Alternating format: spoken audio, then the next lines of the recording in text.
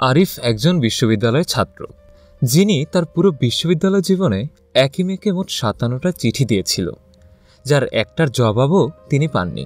ক্যাম্পাসে যতবার তার সাথে মেয়েটির দেখা হতো, ততবারই কোনো এক জটিল চিন্তা মেয়েটির মাথায় ভর করত।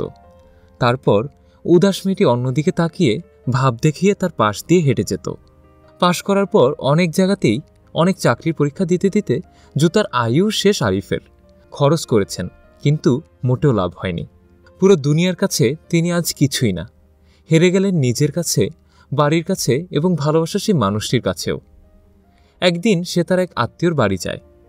তাকে দেখে খালাতো ভাই বলল, মা দেখো, তোমার ভার্সিটি পড়ুয়া ছেলে আসছে। হাসির ছলে বলে, নামেই ভার্সিটি, কাজে ভার্সিটি না। খালা বলল, বাবা বসো, কি জন্য এসেছিস?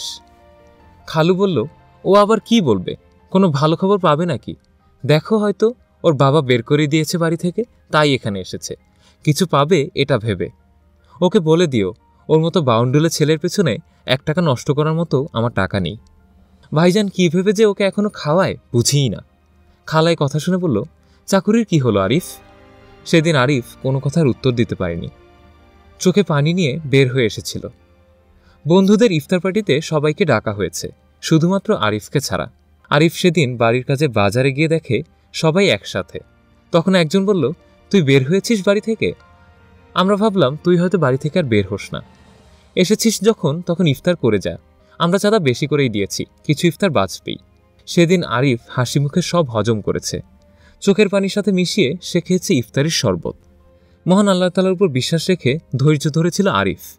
সে বারবার আল্লাহর কাছে এ বলেই সাহায্য চাইত যে, আল্লাহ তাআলা এসবের উত্তর একমাত্র আপনিই দিতে পারেন, আমার উপর আপনি রহমত করুন। এরপর ধূপ করে একদিন তিনি জানতে পারেন যে এখন থেকে তিনি আর সাধারণ কেউ নন, হয়ে গেছেন assistant commissioner of people's republic of Bangladesh, সোজা কথায় ম্যাজিস্ট্রেট।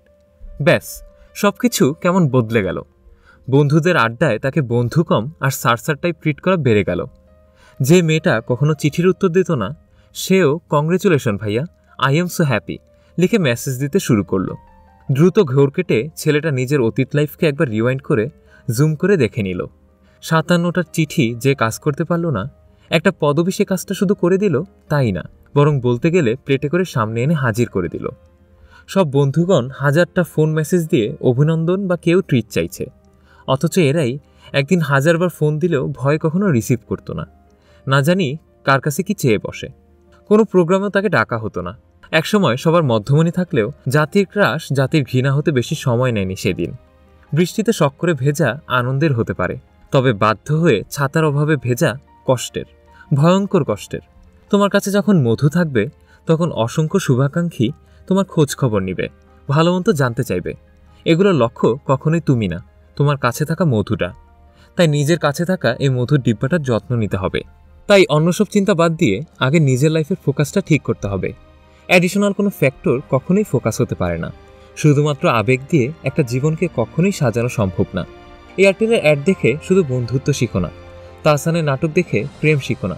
এগুলোতে 1000টা জ্ঞানের কথা থাকতে পারে, কিন্তু সবার অভিভাবকের টাকা কিংবা অবস্থানের কথা কোথাও লেখা থাকে না। ভিডিওটি ভালো লেগে থাকলে লাইক, কমেন্ট এবং শেয়ার করতে ভুলবেন না। কমেন্ট বক্সে জানান আপনার মূল্যবান মতামত। ফলো বাটনটি ক্লিক করুন আপডেট ভিডিওর জন্য। ধন্যবাদ।